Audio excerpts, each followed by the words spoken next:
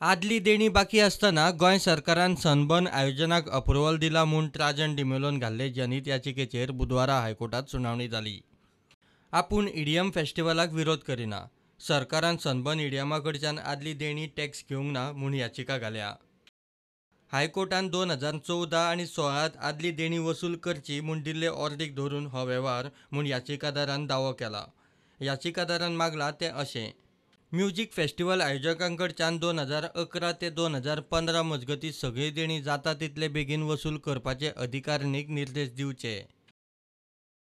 Musical इव्हेंटा खातीर लागपी सगळी वेवस्था आनी इन्फ्रास्ट्रक्चरा खातीर आयोजकांकडच्यान बँक गॅरंटी घेवपाचे अधिकारिणीक निर्देश दिवचे.